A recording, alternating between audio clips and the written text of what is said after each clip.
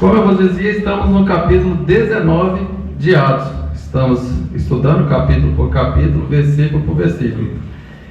E hoje nós vamos iniciar a terceira viagem missionária do apóstolo Paulo. Ele, só para contextualizar, nós estudamos na quinta-feira passada o capítulo 18.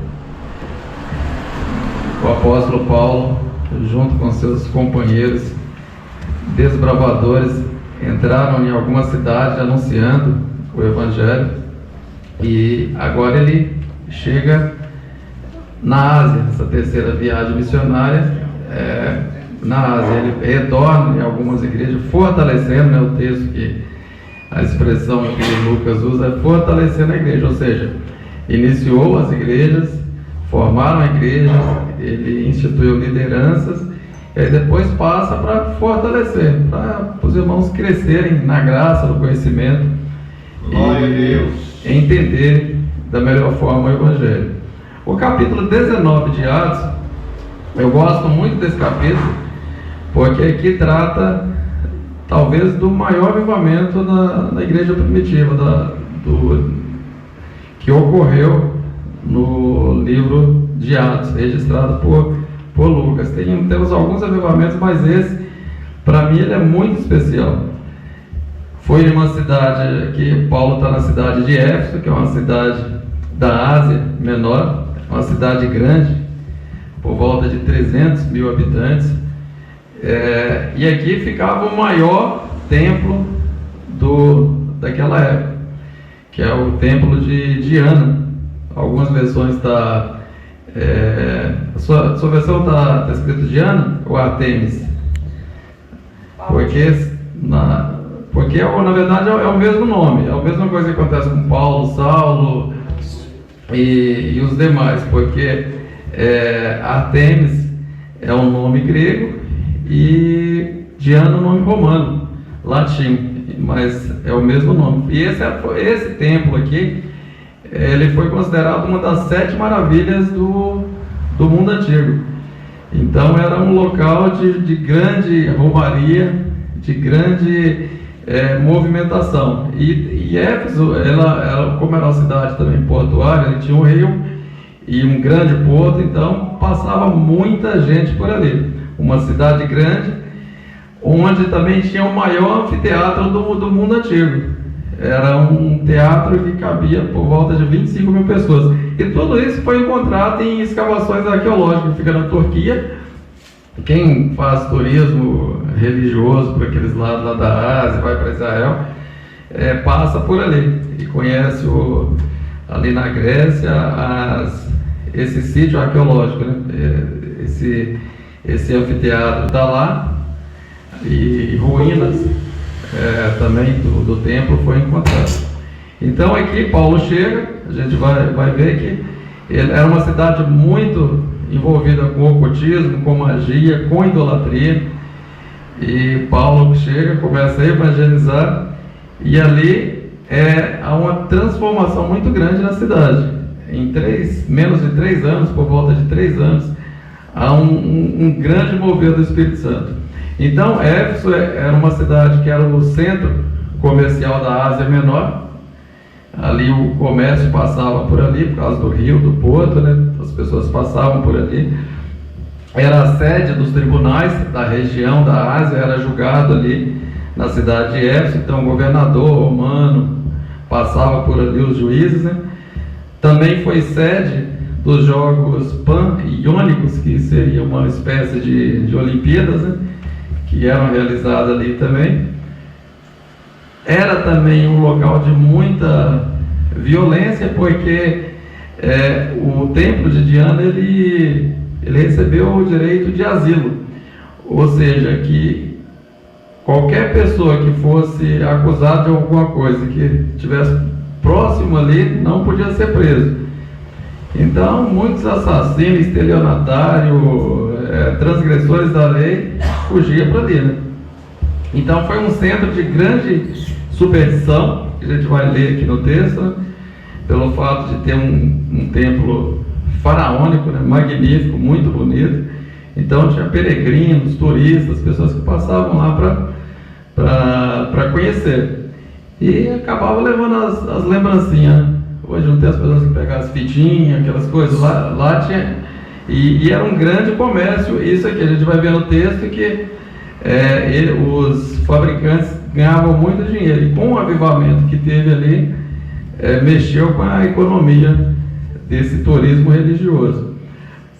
Então, a gente, estudando o capítulo 19 de Atos, a gente entende o que é um avivamento, os elementos do avivamento que produz o avivamento. Então, é bom que a gente faça um comparativo com o evangelho do século presente, né? E a transformação que as boas novas aconteceu ali naquela cidade. Capítulo 19, todos estão com as Sagradas Escrituras abertas, vamos ler? Versículo por versículo, depois a gente faz um panorama geral. Bom, capítulo 19, verso 1.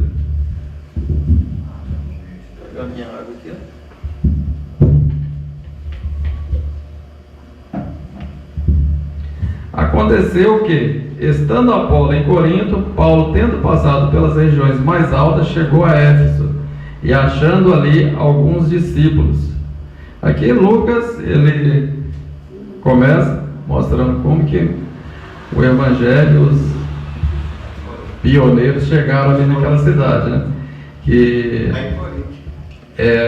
vocês estudaram semana passada, né, sobre Corinto, que foi era uma grande cidade também, que se formou uma grande igreja ali, né? Talvez foi a primeira igreja pentecostal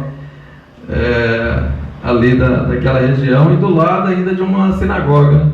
Acho que foi o pastor Abino que falou na quinta passada, né? E Apolo ficou lá, que era um grande pregador. Pastor Abino, que foi quarta fileira, último quadrado, lá teve. Para ninguém chegar aqui, viu? Quarta fileira, último quadrado. Que foi discipulado pelo um casal, Priscila e Áquila. E Apolo ficou ali na cidade de Corinto, e Paulo chega em Éfeso. No versículo 2. O que você está procurando? Ele está procurando o livro de Atos. Pode falar, amor. Vai colocar aqui, pode continuar. É melhor sair, não precisa não, porque às vezes até atrapalha, né? Porque às vezes já está na frente. Versículo 2: Perguntou-lhes: recebeste porventura o Espírito Santo quando cresces? Ao que lhe responderam: pelo contrário, nem mesmo ouvimos que existe o Espírito Santo. Então Paulo já chega na cidade, encontra um grupo de pessoas, 12 pessoas. Ele fala: parece que são cristãos, são convertidos, né? E aí vai lá conversar com eles: e aí, como que tá? Vocês já receberam o Espírito Santo? Eles falam: não, ainda não, mas e mostra completa não indiferença, né? Desconhecimento da pessoa do Espírito Santo. E aí o apóstolo Paulo vai explicá-lo melhor, né? Porque o Espírito Santo, ele é dado quando a pessoa se converte, né? O batismo pode vir depois ou não, que é um revestimento, mas quando a pessoa se converte, recebe o Espírito Santo, que é chamado selo do Espírito Santo. Em Éfeso, Paulo escrevendo aos Efésios, né, fala: recebeste o selo. E selo fala de propriedade, né? No mundo antigo, quando tinha o selo, fala de propriedade, fala de inviolável, que não pode ser violado. Então, propriedade de Deus, o selo, e não pode ser violado. Por isso que um crente nascido de novo, ele não fica endemoniado, né? Porque é propriedade de Deus, né? Comprada através do sangue de Jesus. O versículo 3: então Paulo perguntou: em que fostes batizados? Responderam: no batismo de João. Então eles já haviam ouvido a pregação por João Batista, e foram batizados por João Batista. O batismo de arrependimento, né? foi o precursor de Cristo. E João Batista também já havia falado, né? Vai chegar um que vai batizar com o Espírito Santo. E aí no versículo 4, disse-lhes Paulo, João realizou o batismo de arrependimento, dizendo ao povo que cresce naquele que vinha depois dele, a saber, em Jesus. Então Paulo esclarece, né, o batismo de João, que era um batismo preparatório, enquanto que o batismo em nome de Jesus simbolizava a remissão de pecados. E ele mostra, né, a natureza do batismo de João. Esses versículos, é claro que o Lucas ele não ia registrar tudo, porque senão ia ficar um livro muito extenso, né? Aqui é um resumo, então eu estou tentando explicar da melhor forma possível para vocês entenderem. Que o batismo de João ele não conferiu o Espírito Santo. O seu propósito era direcionar as pessoas a Jesus. Ele veio endireitar, né, o caminho, era o precursor de Cristo. Isso aí Paulo, por certo, explicando para aqueles jovens discípulos, né? E no versículo 5, eles tendo ouvido isso, foram batizados em nome do Senhor Jesus. Então, Paulo explicou o que era o batismo de João, o batismo de Cristo, o que era a vida cristã, ou pessoa do Espírito Santo, e eles foram batizados. Essa expressão aqui, foram batizados em nome de Jesus, ou seja, na autoridade de Jesus. É bom explicar isso aí, porque existe um movimento que batiza não batiza em nome da Trindade, em nome do Pai, do Filho e do Espírito Santo. Eles batizam em nome de Jesus apenas. Esse povo eles chamam modismo, né? Algumas igrejas pentecostais, Pentecostais Unida e Pentecostal Internacional. E isso é um erro teológico, porque a fórmula do batismo é em nome do Pai, do Filho e do Espírito Santo. Mas eles batizam apenas em nome de Jesus porque eles não acreditam nas três. Eles acreditam que é uma pessoa só que se manifestou de três formas diferentes. Veio em forma do Pai, depois voltou lá, colocou a roupa do Espírito Santo, depois veio, colocou a roupa de Jesus, que é uma pessoa só que se manifestou de três formas diferentes. Inclusive teve um concílio de Nicéia no ano 300 e alguma coisa para tratar dessa heresia, e eles foram a partir dali falou, não, isso está errado, é batismo em nome do Pai, do Filho e do Espírito Santo, conforme muitas passagens, né? Então aqui está falando que tinha um batismo em nome de João Batista, né, que era na autoridade dele, e o batismo na autoridade de Jesus. Mas aqui não está a fórmula do batismo em si, em quem? Na autoridade de Jesus. Tudo bem por aí? Entenderam? Posso continuar? Então vamos lá. Versículo 6. Impondo-lhes Paulo as mãos, veio sobre eles o Espírito Santo. Inclusive, já ouviu falar naquele grupo Voz da Verdade?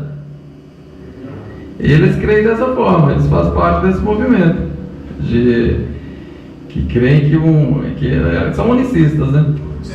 Creem que é uma pessoa só, não creem na Trindade como três pessoas, mas que é uma pessoa só que se manifestou de três formas diferentes.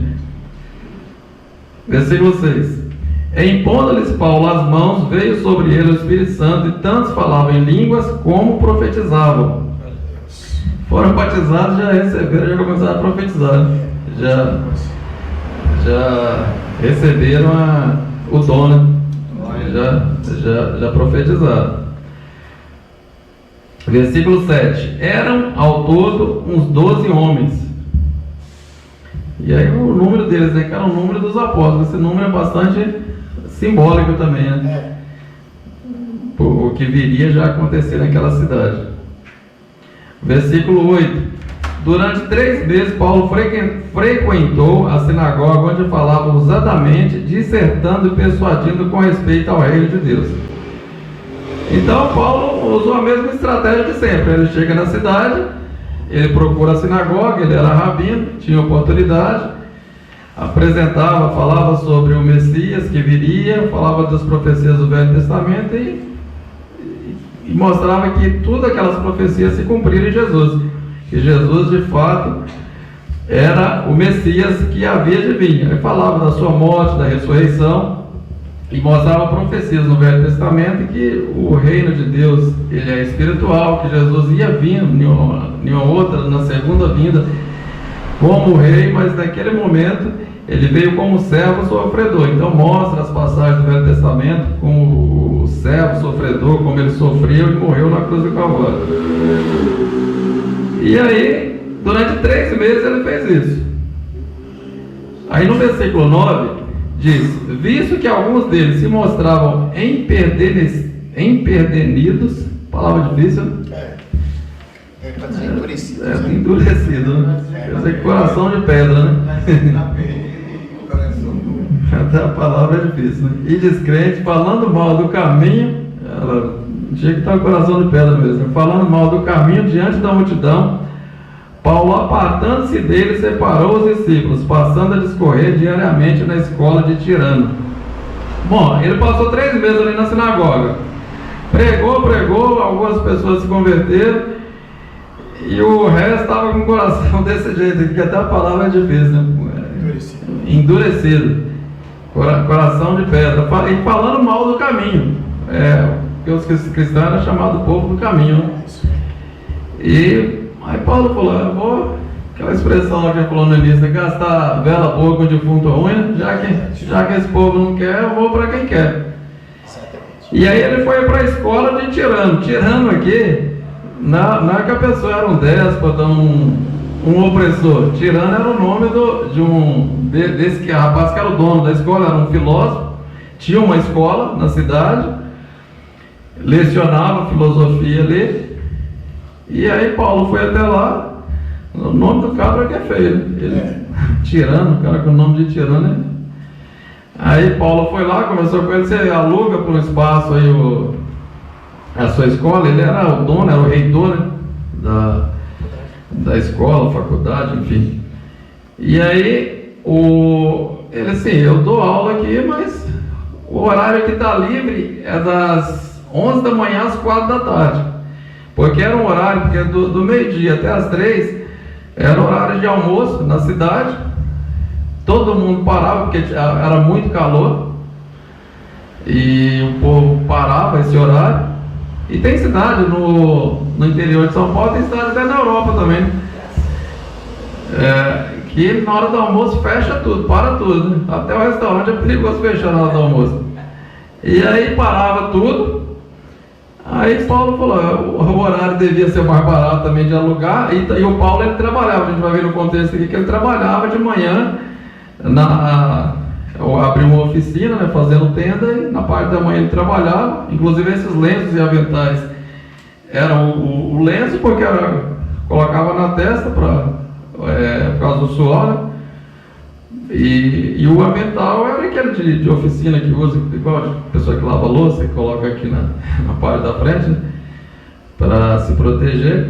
E aí Paulo fala com esse tirano e começa a usar a escola dele. Na sinagoga, o Paulo só pregava ao sábado, porque a sinagoga é só no sábado, né? Ali já era diariamente, então e na sinagoga ele falava só para judeu, praticamente.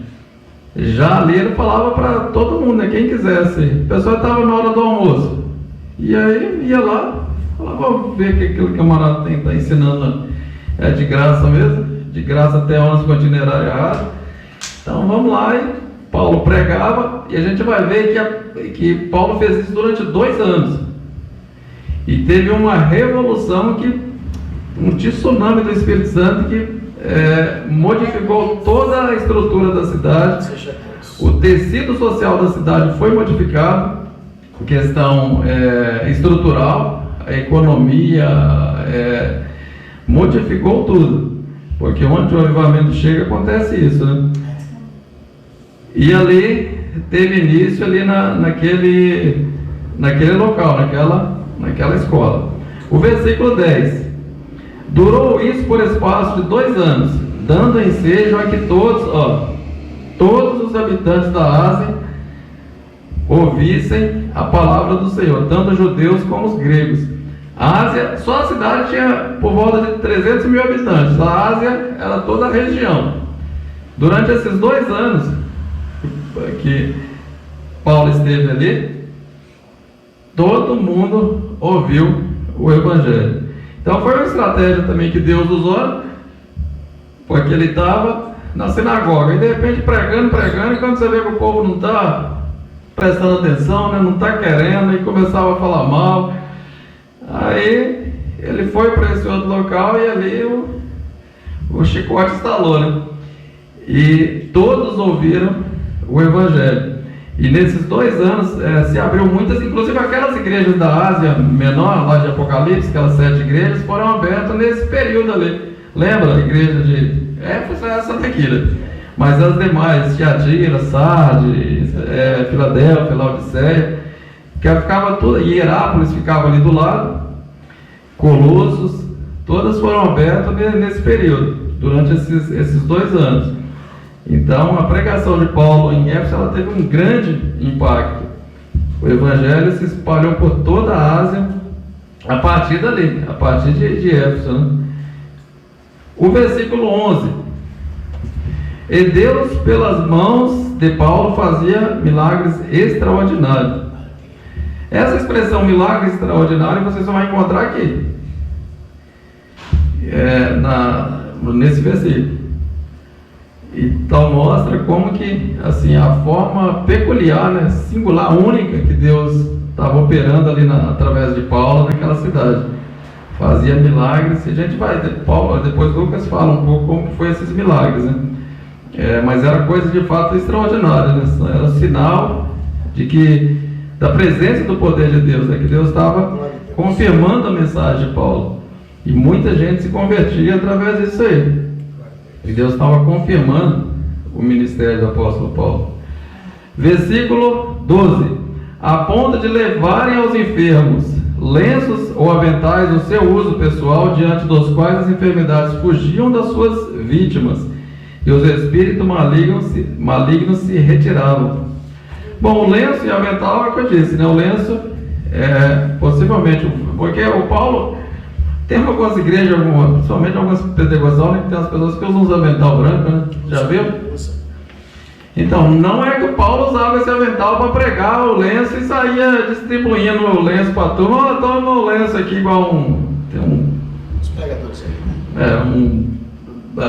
Que sai fazendo esse tipo de coisa. Mas o lenço, como eu disse, como ele trabalhava na oficina na parte da manhã, usava na cabeça para absorver o suor. E o avental também, mas era uma bandagem, né, para proteger. E aí as pessoas pegavam, talvez eu chegava lá, sumiu o meu lenço de novo, sumiu o meu avental outra vez aqui, trabalhei ontem, alguém pegou aqui. E através disso aí, algumas pessoas eram curadas. Então, mas Paulo ele não forçou essa prática de ficar negociando amuleto, até mesmo porque a gente vai ver que a cidade aqui era cheia de amuleto, cheia de superstição, né? Ia causar mais superstição ainda, né? Ia ficar disputando qual que era o amuleto. Então, Paulo ele não forçou essa prática. E outra coisa, quando ele saiu dali, a gente vai ver que isso aqui não se repete em outra cidade, porque ele não tornou aquilo uma doutrina. Vamos repetir isso ali na outra cidade. Aconteceu ali, milagre, Deus curou, mas porque tem gente que acontece uma coisa e faz aquilo uma doutrina. E aí já vai fazer toda quarta-feira aqui, vai ser o culto do lenço. E Paulo ele não fazia isso.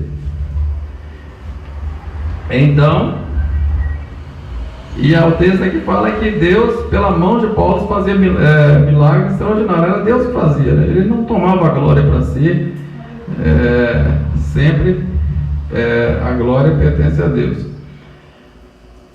13. E alguns judeus exorcistas, aí começa já a fraude, né? O pessoal viu que o negócio estava dando certo, foi lá, viu o que acontecia, aquelas coisas, falou, vamos copiar direitinho e vamos fazer também. No versículo 13: e alguns judeus exorcistas ambulantes tentaram invocar o nome do Senhor Jesus sobre possessos de espíritos malignos, dizendo: esconjuro-vos por Jesus a quem Paulo prega. aqui, exorcistas ambulantes, né? Como o pastor Alberto falou no início, que tinha os filósofos ambulantes, né? Que saía anunciando a sua filosofia, também tinha os exorcistas ambulantes. E por certo eles viram Paulo pregando, expulsando demônios, eles foram lá, viram como que é, viu? Ele fala em nome de Jesus, saia. Aí falou, rapaz, acho que a gente sabe fazer esse negócio, esse trem aí também. Uma vez a gente ganhou umas moedas com esse negócio, viu? E era sete cabras safadas. Falou, vamos fazer esse negócio também, porque a fórmula a gente já tem, é só falar, sai em nome de Jesus e o cramunhão vai embora. E aí foram fazer isso, vamos ver o que aconteceu com eles. Versículo 14. Os que faziam isso eram 7 filhos de um judeu chamado Cefa, sumo sacerdote. Na verdade, esse camarada aqui nem sumo sacerdote era também.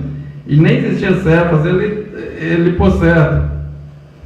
Falaram que, para dar mais credibilidade, nós somos filhos do sumo sacerdote Cefas. E para reivindicar, né, a autoridade. Né? E aí foram lá para usar o nome de Jesus de uma forma mágica, né? Vamos cabalística, né? Usar o nome de Jesus porque é só usar, a gente já tem a fórmula, vamos lá e vamos expulsar esses cramunhão. E no versículo 15, quando o primeiro que era encapeteado lá, que ele foi descapeteado, olha o que aconteceu no versículo 15. Mas o espírito maligno lhe respondeu: conheço a Jesus e sei quem é Paulo, mas vós, quem sois? Logo no primeiro cramunhão que eles foram tentar tirar, o inimigo olhou para eles e falou: rapaz, eles estavam falando tudo certinho, sai em nome de Jesus, é quem Paulo prega. Ainda acrescentou quem Paulo prega. Ele falou: se ele só prega em nome de Jesus, eu vou usar o nome de Jesus e o nome de Paulo, é que o cramunhão vai se retirar mesmo. Aí o cramunhão olhou para ele e falou: rapaz, eu conheço Paulo e Jesus também, mas e vocês? E no versículo 16, o possesso do espírito maligno, e o rapaz pelo jeito era lutador de MMA, o que vai acontecer? Era um cramunhão lutador. E o possesso do espírito maligno saltou sobre eles, subjugando a todos, de tal modo que prevaleceu contra eles, que desnudos a ficar até sem roupa, e feridos fugiram daquela casa. Eram 7 pessoas e um cramunhão só, mas o cramunhão devia ser lutador de MMA, alguma coisa parecida, jiu-jitsu, sei lá. Desceu a madeira neles, eles sem roupa, conseguiram escapar, todo machucado. Falou: rapaz, esse negócio de ficar descapeteando o povo não dá certo não, melhor mudar de profissão, porque mostrando que o nome não é fórmula mágica. A pessoa vem falar, não, decorar a fórmula mágica, sai em nome de Jesus e os cabos nem convertidos ela, né? O resultado foi que saíram todo machucado, né?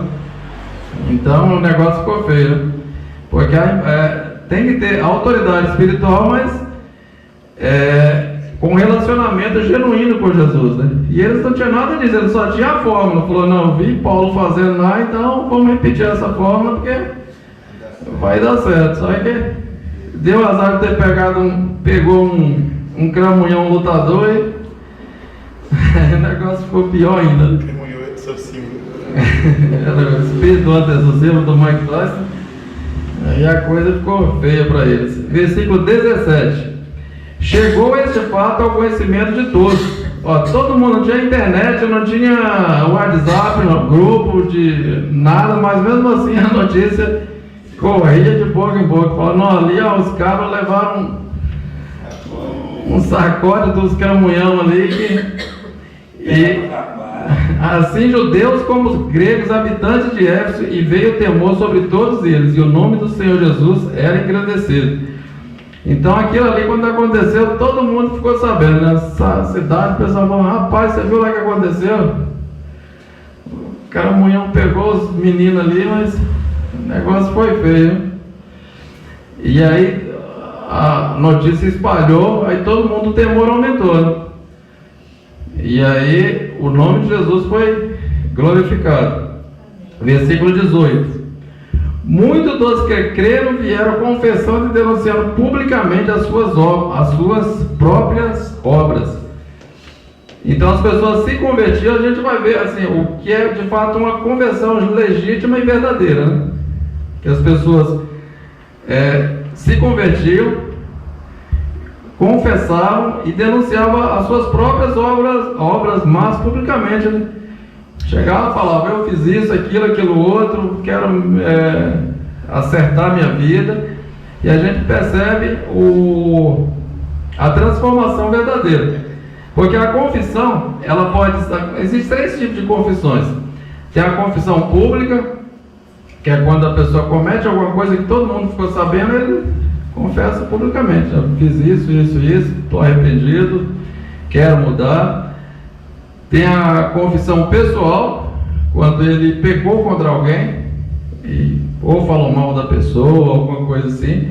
Aí ele tem que ir até a pessoa e pedir perdão, confessar. E a confissão íntima, uma coisa que só Deus sabe. Então você vai até Deus, que só Ele que sabe mesmo, e fala com Ele e confessa diante dele. E aqui a gente estava vendo que o povo estava fazendo isso, mostrando que realmente tinham se convertido, né? Porque haviam mudado, deixado, romperam com o pecado. Versículo 19. Também muitos dos que haviam praticado artes mágicas, reunido os seus livros, os queimaram diante de todos. Calculando seus preços, achou-se que montava 50.000 denários. Além da confissão, mudança de vida, romperam com a magia, com o ocultismo, com o espiritismo, pegaram os seus livros, na época era chamado pergaminho mágico, que vendiam também no templo esses pergaminhos mágicos, que ensinavam essas receitas de bruxaria, de ocultismo. Eles pegaram, levaram até a porta lá da igreja, lá da cidade, fizeram uma montanha de pergaminho, de livros.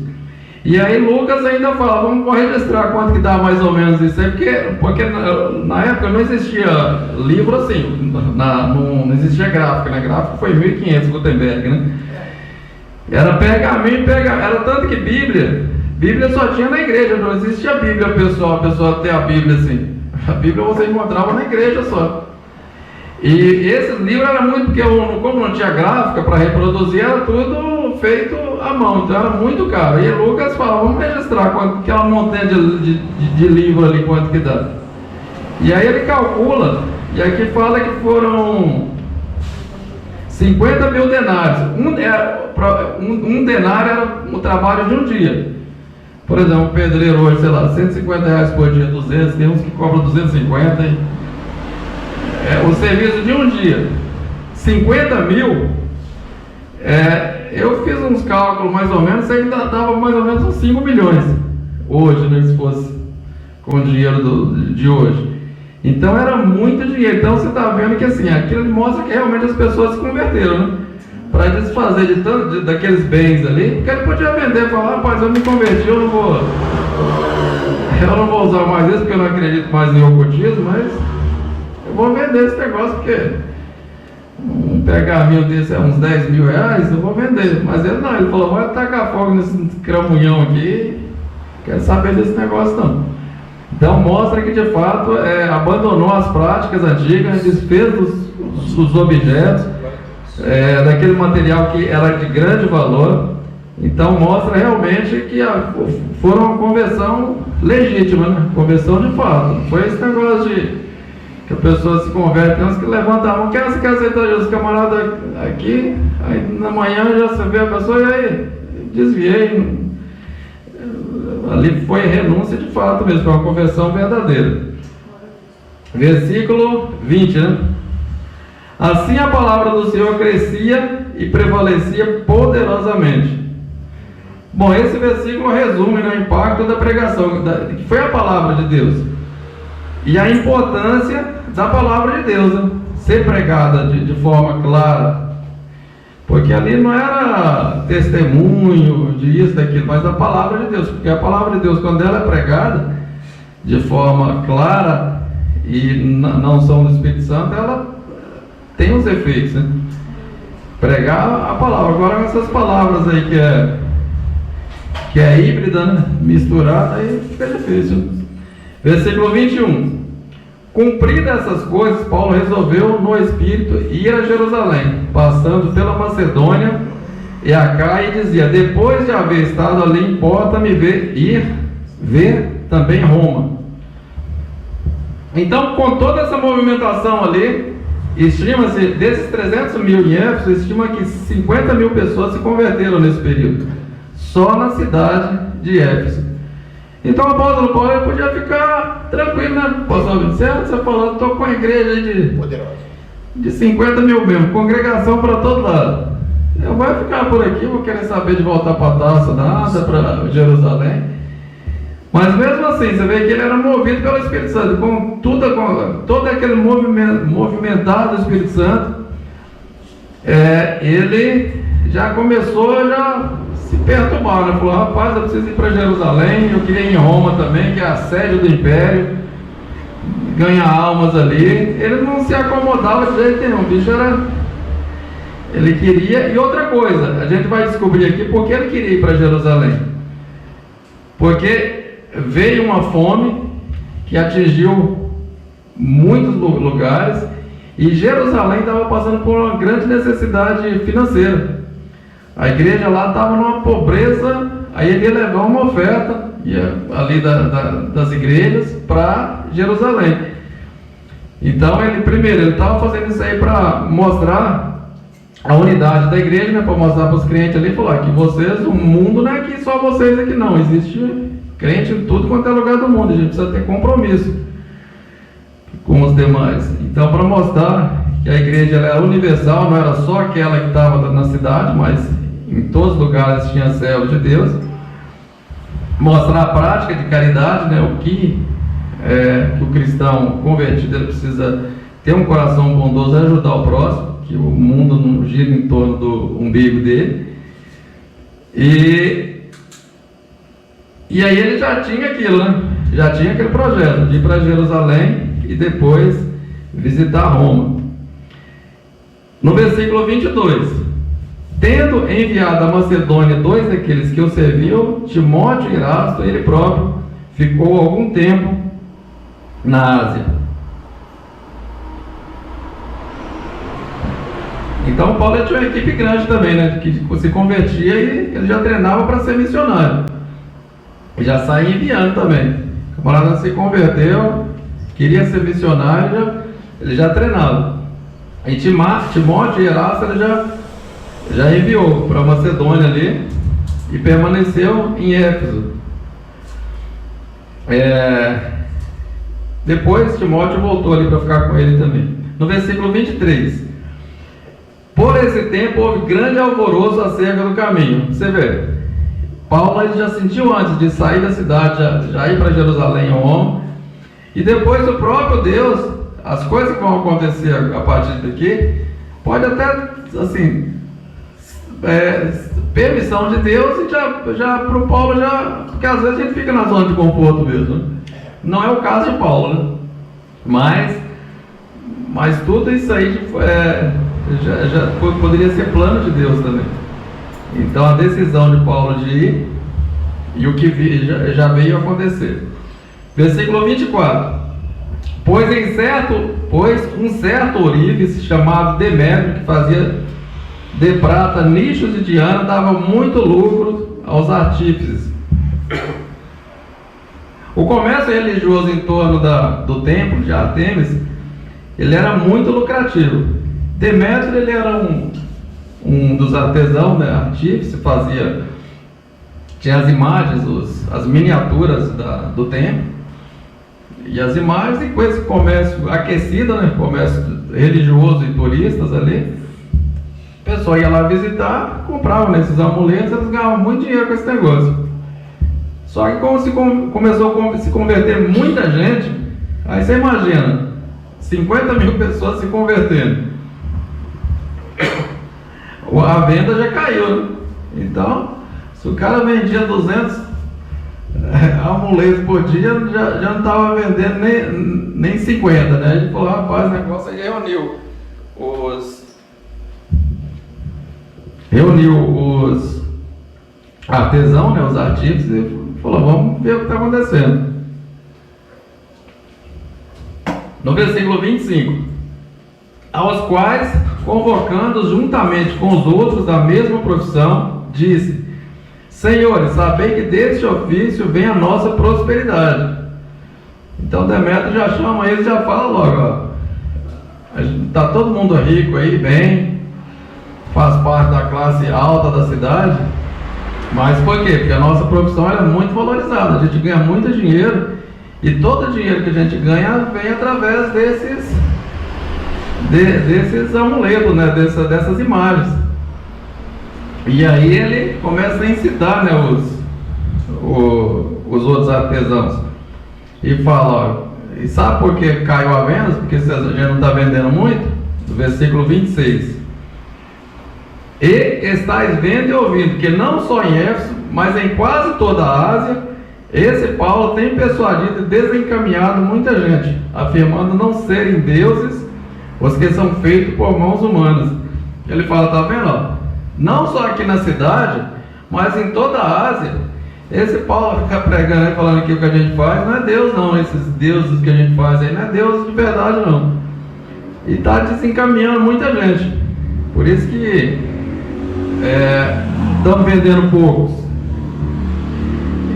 Então a gente percebe que a mensagem do Evangelho, ela ameaça diretamente, né, a fabricação desses ídolos, né?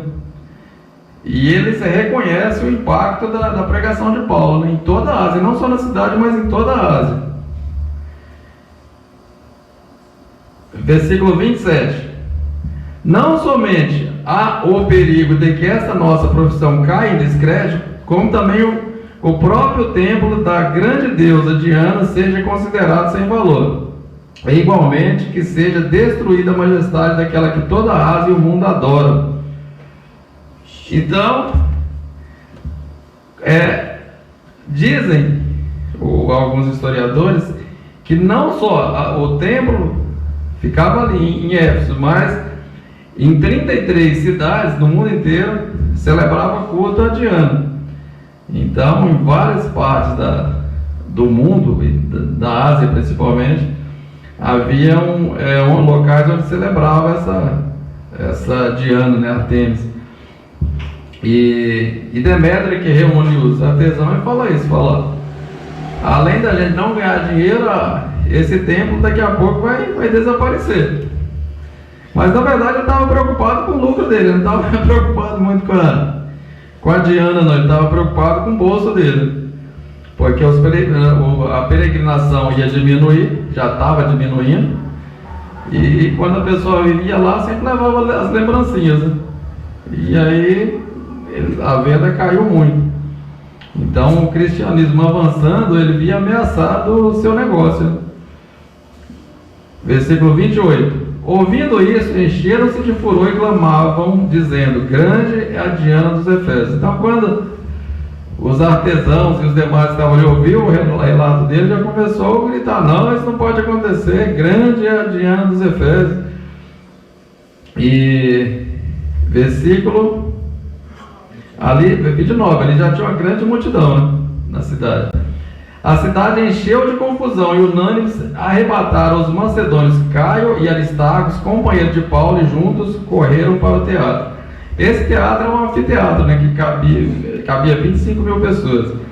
Então a multidão já toda furiosa, né, os culpados são eles. Aí não encontraram Paulo, pegaram esse Gaio, né, e Aristarco e o levaram lá, diante da multidão, diante do teatro, né? E Paulo, por certo, não estava ali no momento, ou alguém retirou ele de lá antes disso acontecer.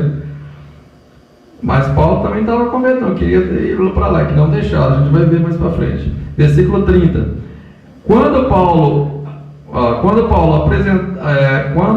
Querendo Paulo apresentar-se ao povo, não o permitiram os discípulos. Então Paulo ele viu que toda aquela movimentação, aquela multidão furiosa, ele quis ir lá se apresentar e falar, né? E também talvez ele já viu como uma oportunidade, não? Um anfiteatro para 25 mil pessoas, ele ia falar diante de uma multidão, né? Não sei se ia sair vivo dali, mas pelo menos ele viu como uma oportunidade, talvez ele queria ir. No versículo 31, também as diáconas que eram amigos de Paulo mandaram rogar-lhe que não arriscasse ir ao teatro. A sua versão fala asiática também? A sua fala? Até mesmo algumas autoridades da província. Então, esses asiáticos, na verdade, eram líderes, né, das províncias, que foram otorgados por Roma. E Paulo mostra aí que ele tinha amigos influentes também, né? Alguns dessas autoridades eram amigos dele. Então ele estava bem relacionado também. Não sei se alguns deles haviam se convertido, mas esses mesmo aconselhou a Paulo a não ir, que a multidão estava agitada e confusa, né? Versículo 32. Uns, pois, gritavam de uma forma, outros de outra, porque o ajuntamento era confuso e na sua maioria não sabia por que motivo estavam reunidos. Então tinha gente que viu gente gritar lá, passar com as bandeiras na mão, ele já foi no meio, não sabia nem o que estava acontecendo. E lá gritando no meio, alguém perguntava: "Ei, mas o que está acontecendo?" Ele falou: "Rapaz, eu não sei não, sei que eu estou gritando também." Vamos perguntar para o outro aqui: "E aí, o que está acontecendo?" "Rapaz, eu não sei não." E a multidão é assim. Não sei quem morreu, eu quero é chorar. E aí, pra lá, pra cá, e muita gente não sabia nem o que estava fazendo lá. Era aquela multidão enfurecida, né? Um distúrbio popular. E aí, um judeu, que por certo era da sinagoga, falou: "Agora a gente ir lá justificar, para mostrar que os judeus, que a sinagoga não tem nada a ver com isso." Versículo 33. Então tiraram Alexandre dentre a multidão, os judeus empurrando-o para a frente, e Alexandre acenando a mão queria falar ao povo. Esse Alexandre aqui, ele era um judeu, a gente vai ver mais para frente. O certo, ele queria mostrar para os efésios ali que, assim, falou: "A gente judeu não tem nada a ver com isso não, é judeu esse daí, mas não tem nada a ver com a sinagoga e nem com a gente." Versículo 34. Quando, porém, reconheceram que ele era judeu, todos a uma voz gritaram por espaço de quase 2 horas: "Grande é a Diana dos Efésios." Então, quando viu que era judeu, aí começaram a gritar: "Grande é a Diana dos Efésios." E por 2 horas gritando isso aí, haja garganta, né? Versículo 35. Então o escrivão da cidade, tendo apaziguado a multidão, disse: "Senhores Efésios, quem há que não sabe que a cidade de Éfeso é guardiã do templo da grande Diana e da imagem que desceu de Júpiter?" O escrivão da cidade, ele também era uma autoridade, e ele ficou preocupado com aquela manifestação, com aquele tumulto, e já correu para lá para dissolver o povo, porque aquilo ali podia ter uma repercussão muito ruim. Se os romanos soubessem que estava tendo sedição na cidade, podia vir e matar todo mundo ali, né? E aí ele tenta ir lá acalmar a multidão. Aí no versículo 36, ora, não podendo ser isso contente, primeiro ele fala: "Calma, gente, a grande Diana dos Efésios, ela realmente é guardadora da cidade, ela caiu de Júpiter." E aí no versículo 36, não podendo isso ser contestado, convém que nos mantenhamos calmos e nada façais precipitadamente. Então ele usa de argumento lógico, né? Mostrando: não, isso aí Diana é a guardiã da cidade mesmo, isso aí não pode ser contradito. E ele apela para a razão, né? Para dissolver a preocupação dele era dissolver aquela multidão, para não trazer consequências para a cidade. Versículo 37. Porque esses homens aqui trouxeste, 37 mesmo, não são sacrílegos, nem blasfemam contra a nossa deusa. eles não são sacrilégio. Sacrilégio é quando uma pessoa desrespeita a outra religião, algo sagrado, né, para outra, e você entra num santuário, rouba, quebra, vandaliza, isso é sacrilégio. Ele falou, não, eles não fizeram nenhum sacrilégio, eles não desrespeitaram o símbolo sagrado nosso, a nossa religião. Embora que estava pregando contra a idolatria, mas não havia desrespeitado. Não estava chutando as imagens lá não. Porque Paulo era cuidadoso, né? Versículo 38. Mas se Demétrio, aí o escrivão fala, Demétrio, se você e os artífices têm alguma queixa contra alguém, há tribunais e há procônsules que se acusem uns aos outros. Então, os procônsules era designado para resolver esse assunto, né? Uma espécie de juiz. Então, há tribunal legal para isso. Fica agitando a multidão, essa desordem pública. Então, tem um processo legal. Processa lá o apóstolo Paulo, né? E está tudo certo. Tem escrivão, tem tribunal para isso. Versículo 39. Se alguma outra coisa pleitear, será decidida em assembleia regular. Havia 3 assembleias por mês e tratava dessas coisas. Falou, bom, se é questão de processo é num tribunal. Se for coisa de assembleia, a gente tem 3 assembleias por mês, a gente trata disso aqui. Mas o que não pode é ficar essa baderna aqui, né? Versículo 40. Porque também corremos o risco de sermos acusados de sedição, a preocupação dele, por causa do ajuntamento de hoje, não havendo motivo algum que possamos alegar para justificar esse tumulto. Então o escrivão avisa, né, que fala, se as autoridades humanas suspeitar de sedição, de rebelião, de desordem, pode vir aqui e destruir tudo. É uma ressurreição, né? E aí fala, não, vamos acabar com isso. Versículo 41 fala, e havendo dito isso, despediu a assembleia. Então cada um foi para casa. Os que não estavam sabendo de nada continuou sem saber de nada, os que sabiam voltou sabendo, e aí voltaram para casa. E aí acaba o versículo e o capítulo. Bom, o que a gente aprende de tudo isso aqui? Primeiro, o poder transformador do Evangelho, né? Como essa cidade foi transformada. Não só a cidade, né? Toda a região da Ásia. E muitas igrejas ali se levantaram. Primeiro, a gente aprende que o Evangelho, ele é um poder transformador, que impacta a sociedade local e a comunidade. A gente vê que mudou tudo aqui, a estrutura, o tecido social da cidade, a economia mudou, né? Mexeu na economia, na idolatria, nos valores morais, pessoas, mudou completamente a cidade. E o avivamento e o Evangelho, quando chega com esse poder, ele transforma. A gente vê isso aí na história, né? Na outra ocasião aqui eu falei do país de Gales, em 1904, em Gales, Eva Robert, que ali, em 6 meses, mais de 30 mil pessoas, se eu não me engano, se converteram. Houve uma revolução no país que modificou todas as estruturas do país. Os bares fechou, o prostíbulo, os policiais não tinham o que, a criminalidade zerou, não tinham o que fazer, eles começaram a fazer orquestra em delegacia. O fórum ficou, acho que 3 anos sem ter nenhuma causa no país de Gales. Então, assim, o que aconteceu em Éfeso? Houve o Evangelho, quando chegou na forma de avivamento, rompeu todas as estruturas sociais da cidade. Então o Evangelho é isso, ele é transformador. Quando ele chega, ele modifica tudo. Aconteceu nos Estados Unidos também, inclusive a luta pela abolição da escravidão foi através do avivamento. A própria Constituição americana também, do avivamento que teve nos Estados Unidos.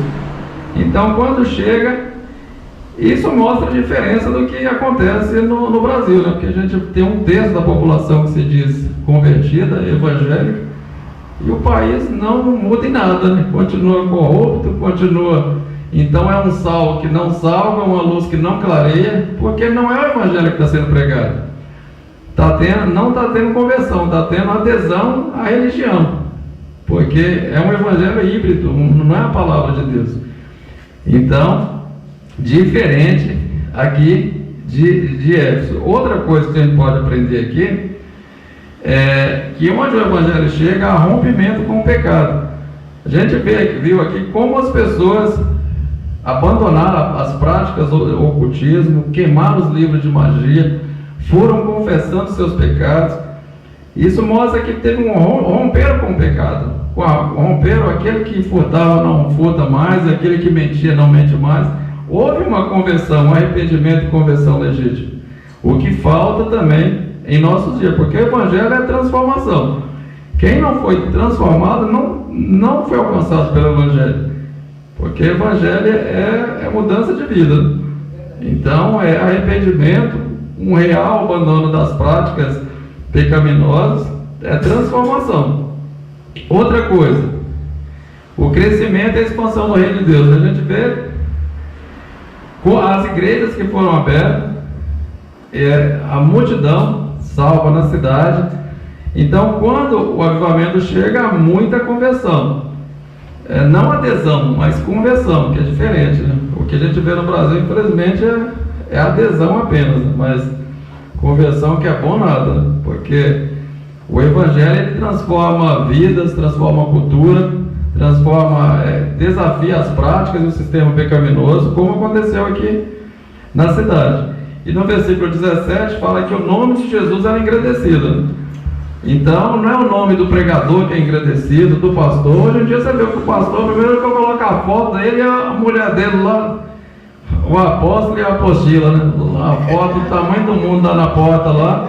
Quer dizer, o nome dele que é engrandecido, não é o nome de Jesus.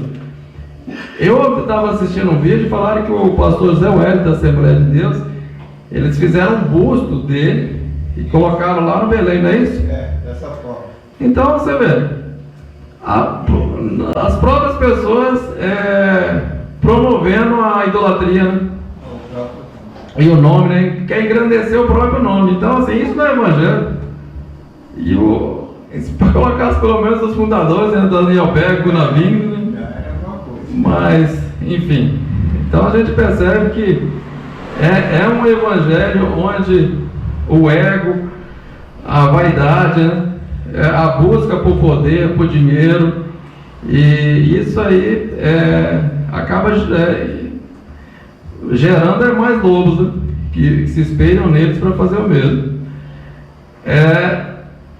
E os milagres extraordinários, né? Quando o avivamento chega, acontece milagres extraordinários, como aconteceu aqui, né? A mão de Deus operando. Então a gente deve orar para que um avivamento como esse, do capítulo 19 de Atos, se repita nos dias de hoje, possa mudar a estrutura do país, que Deus possa limpar os púlpitos dessas igrejas, tirar esses mercenários, esses vendilhões da fé e soprar o seu Espírito Santo de uma forma que o Evangelho venha com força, né, onde haja conversão, mudança de vida e salvação de almas, né? Bom, meu tempo se foi e que Jesus seja glorificado. Louvado seja